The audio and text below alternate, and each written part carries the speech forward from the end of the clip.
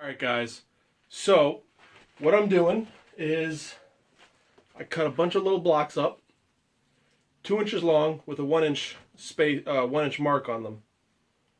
I cut 3 sets of 3 so I can glue them together, so I can have a control for a glue, a control for just a little bit of salt, and a control for a lot of bit of salt.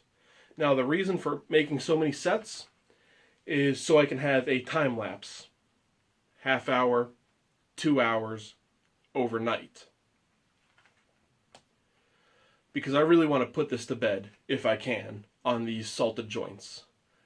The first video was kind of a fail, but it led to this, so let's see if we can get some data on this.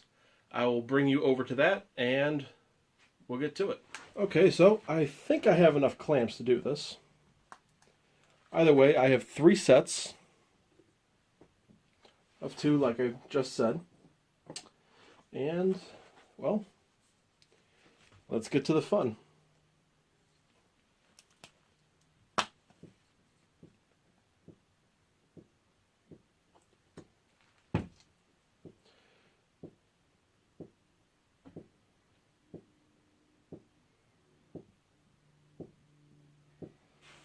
Okay.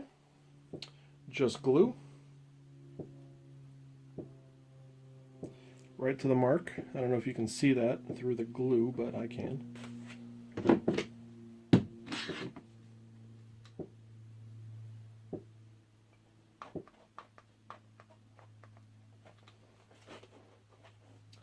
So this is glue.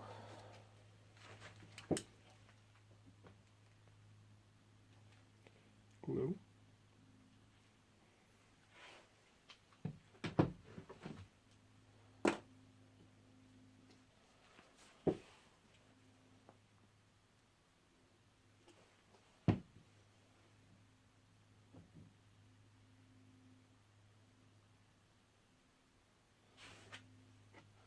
Light salt. Just a couple pieces on there. Okay. Clamp.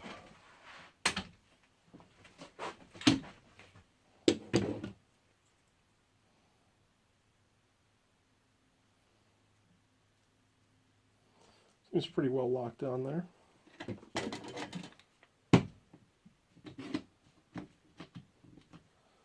I'm not really worried about the squeeze out this time. Oh, light, light,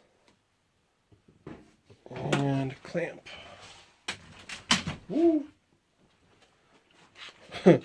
Almost brought down my wood rack.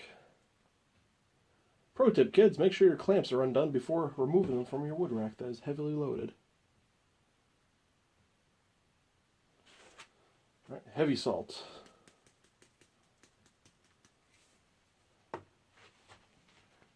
Heavy salt.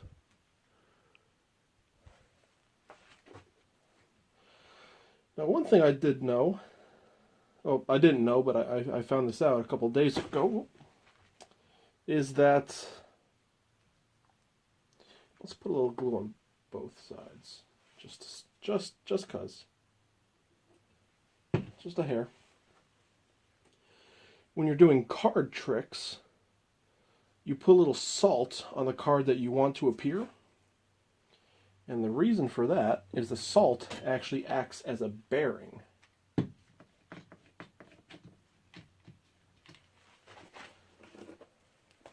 So that's heavy. Heavy. Okay, so that's the first sample. Now I'm going to glue all 3 samples first, and then we're going to come back and see how well they do. So set 1. So I'm just going to glue all 3 following the same procedure I did for the first set. And then in a half hour to 45 minutes or so, I'm going to come back and break these and see what happens.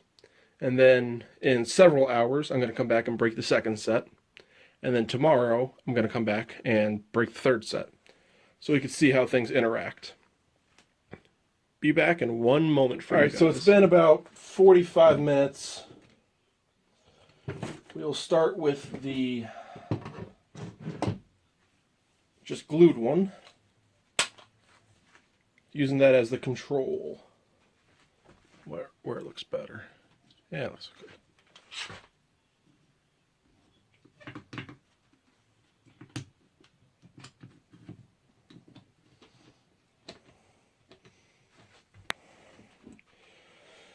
All right.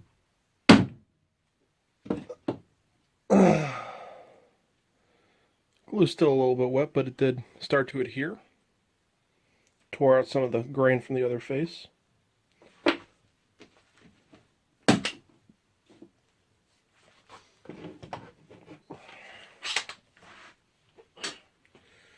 All right, here is the lightly salted one. I'm anticipating slightly worse adhesion, but nothing too dissimilar. Now, these only have a 1-inch glue surface, so it's 1 by 1.5.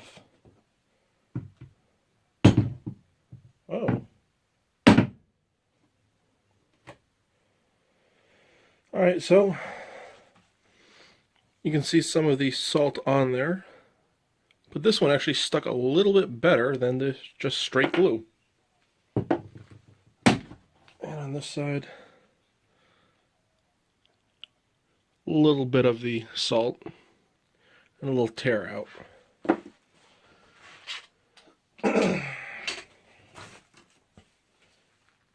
And for the heavily salted, I should mark on here where's a good spot.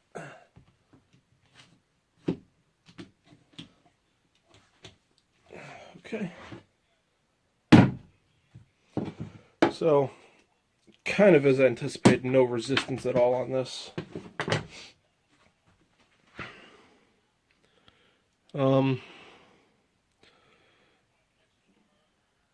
You could tell, and here's what I was thinking was happening. I don't know if you can see that or not. Let me try and brush some of this off. The salt is acting as just as a grit. You can see the indentations. So what's happening is the salt, as it's being pressed together, is not yielding as easily as the wood, so it digs in.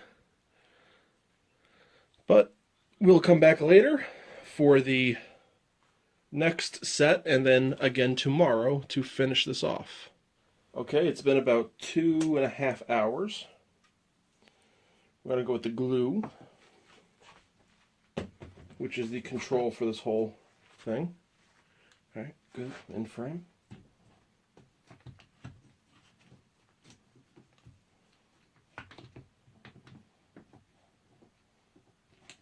Got to make sure this is tightened down all the way so you don't get any wiggle through here, so all the force is applied right on the joint.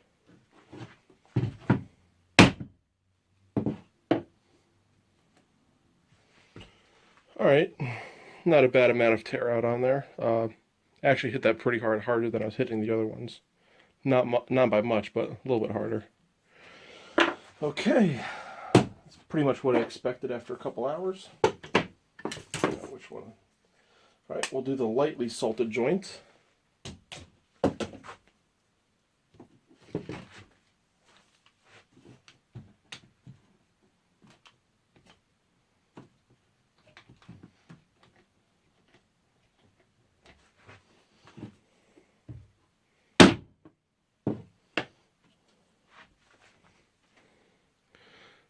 All right, not all the glue is completely set up, but I don't know if you can hear the difference or not, but that is, there's definitely a difference in sound between the first sample group and the second sample group.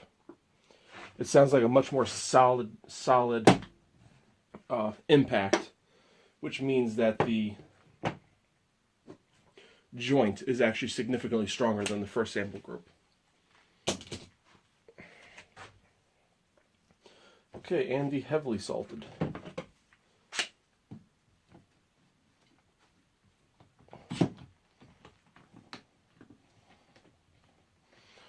I expect moderate to light adhesion at this point with this joint.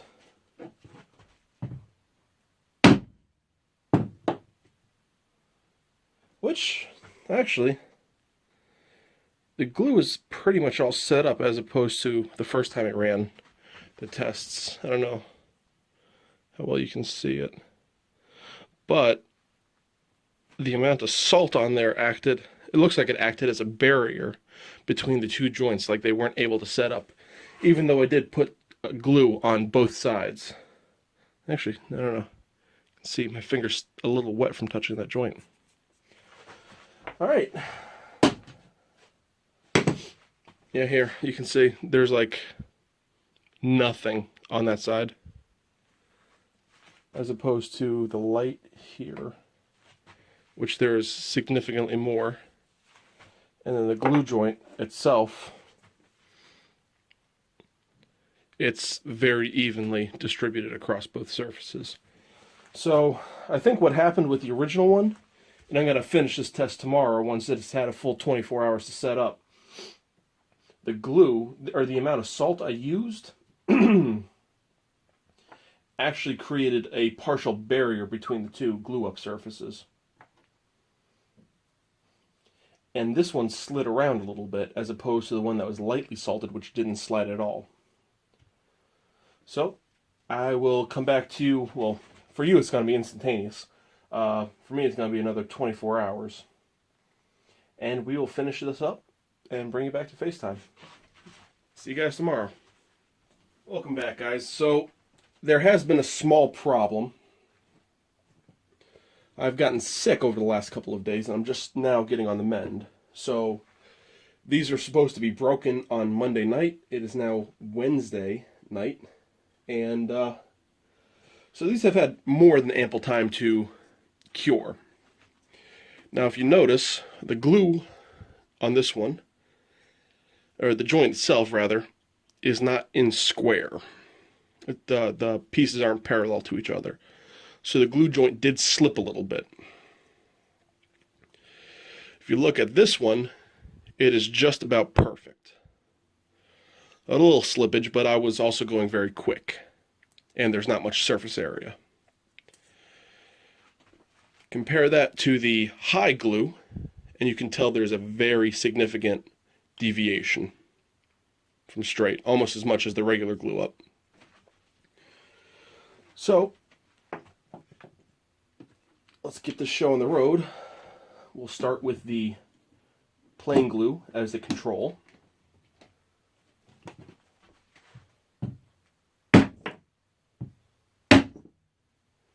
So, much sharper blow. Decent amount of tear out. And you can see the glue has absorbed into the wood fibers pretty nicely. Again, the other side you can see the tear out and the absorption of the glue into the fibers. For the less salt, a light salted one, which is kind of how I like my popcorn, lightly salted, not heavily salted, just as a little aside.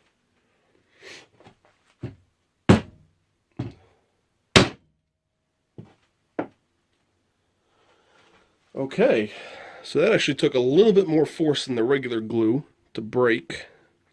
You can see the indentations where the salt was used as an abrasive to keep the pieces from sliding around. And you can also see that there has been very good absorption of the glue into both sides of the joint, of the wood fibers of the joint, and tear out from each piece. You can actually see the tear out goes all the way down into the other one where that crack is. That wood was not there. So, this actually did get pressed into a little bit, and it seems like the salt is still firmly on there. As with the other heavily glued one, it was not. So let's see how the last glue-up joint looks. We'll go to FaceTime. And this is the heavy glue.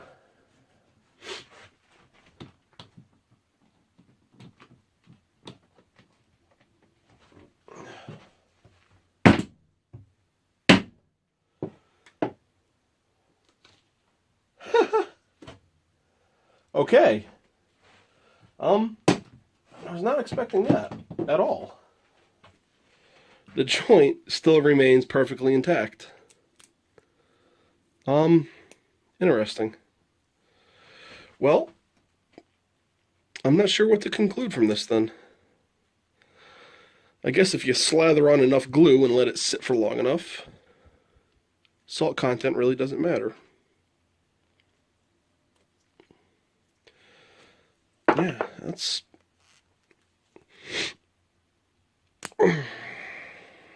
on there. So guys, we'll bring this to FaceTime and I'll tell you my conclusions. Alright guys, so while this testing has been informative as to the early stages of the glue up, this last stage really surprised me. I did not anticipate the strength of the heavily salted joint to be this strong, which I think that merits a little bit further investigation as well. I will try 2 or 3 different methods of heavily salted joints. The first and second round of the tests did point exactly to where the conclusion I thought was going, with the salt acting as a barrier. If there's too much salt, there's not enough glue interaction to form a good cohesive bond. Now, this kind of throws a wrench in that hypothesis, doesn't it? But if you look at the joints for the table, or the end table that I'm building, these were all pretty heavily salted.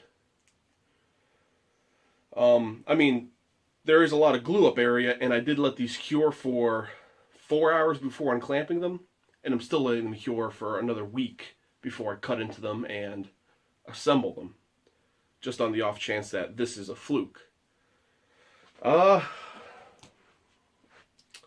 not sure what to make of this, but this result does warrant further investigation, though all the previous attempts do point to a different conclusion. So this, I don't know. What do you guys think? Anyways, this will be the second shop tip, trick, and experiments video. Yeah, so that's different. What do you guys think I can do differently? Are there any flaws in my method? And do you have any insight yourselves into how these types of joints do work? This is kind of new ground for me, so I'm not exactly sure where I'm going with it. But I do want to add to the collective knowledge of the woodworking community with this. That being said, I hope you guys enjoyed. Please like, comment, and subscribe, and I'll see you next time with more shop tips and tricks. Take care.